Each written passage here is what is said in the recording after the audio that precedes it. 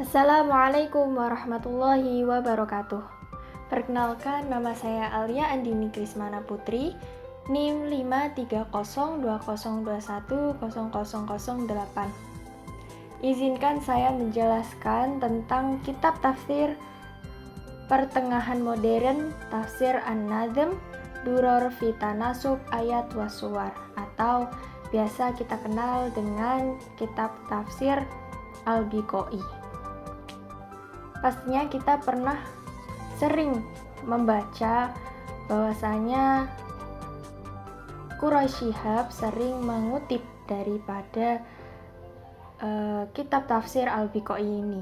Nah, alangkah baiknya kita mempelajari kitab tafsir Al-Biqai ini dari mulai biografi, latar belakang penulisan kitab tafsir, metode dan corak penafsiran, serta contoh-contoh dari kitab tafsir Al-Biqai ini tersendiri. Yang pertama yaitu ada biografi Imam Al-Biqai. Nama lengkapnya adalah Al-Imam Burhan ad-Din Abu Al-Hasan Ibrahim Ibnu Umar Ibnu Hasan Ar-Rubat Ibnu Ali Ibnu Abi Bakar Al-Biqai Al-Kharbawi Asy-Syafi'i, yang dalam hal ini lebih kita kenal dengan Imam Al-Biqai. Beliau lahir di desa Kharbah Rauhah pada tahun 809 Hijriah atau 1406 Masehi, yaitu di salah satu desa di Lembah Biqo atau Lebanon, dan wafat di Damaskus pada tahun 885 Hijriah.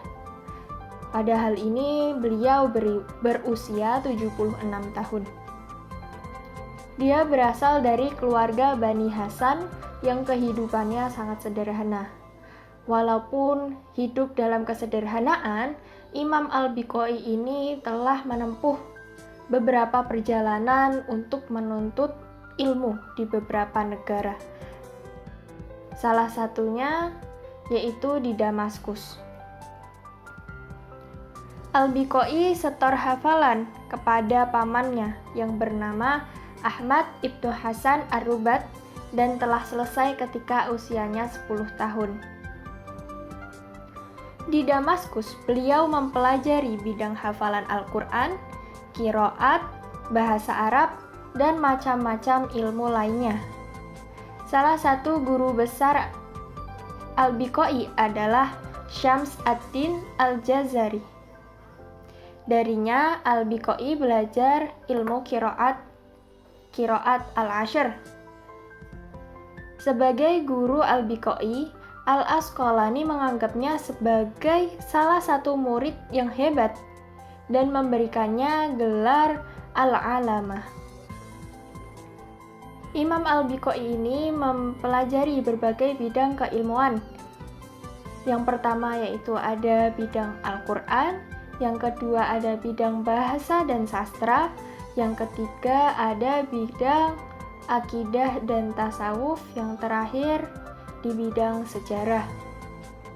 Latar belakang penulisan kitab tafsir ini yaitu berangkat dari Al-Biqai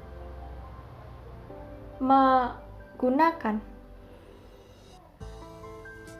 corak pendekatan yaitu dengan mengorelasikan ayat dengan ayat maupun surat dengan surat dalam Al-Quran.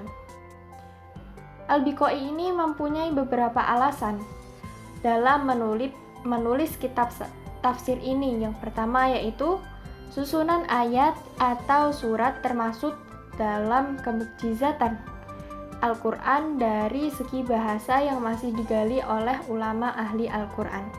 Oleh karena itu, menulis tafsir mengenai korelasi antar ayat maupun surat ini akan sangat membantu dalam memahami Al-Quran dengan mudah. Yang kedua yaitu meskipun telah ada kitab tafsir yang membahas tentang korelasi ayat ini, tetapi masih sedikit dan kurang dalam membahas korelasi ayat dan surat dalam Al-Quran.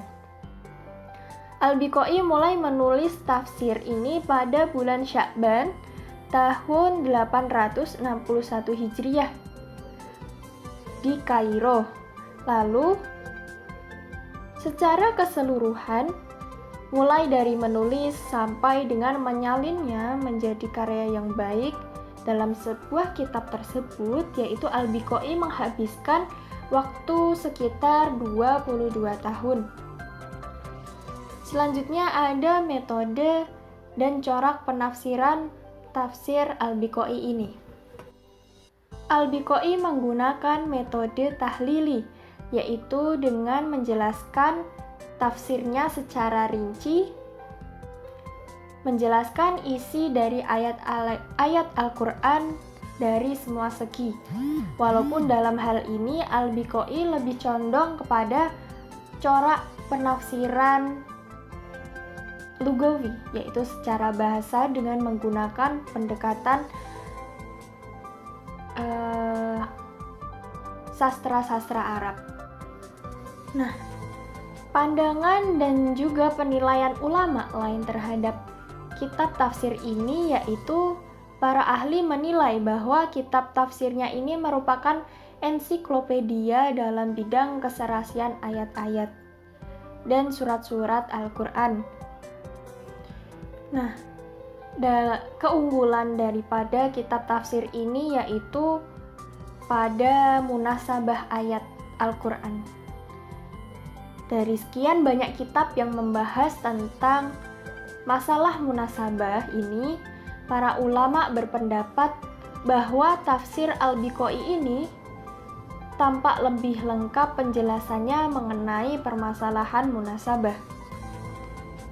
Kelebihan dan kekurangan kitab tafsir Al-Biqai. Kelebihan dari kitab tafsir ini yaitu mendorong kehati-hatian dalam menafsirkan Al-Quran. Yang kedua, kitab ini menyajikan tafsir Al-Quran berdasarkan hubungan dan keterkaitan antara ayat-ayat serta surat-surat yang ada dalam Al-Quran.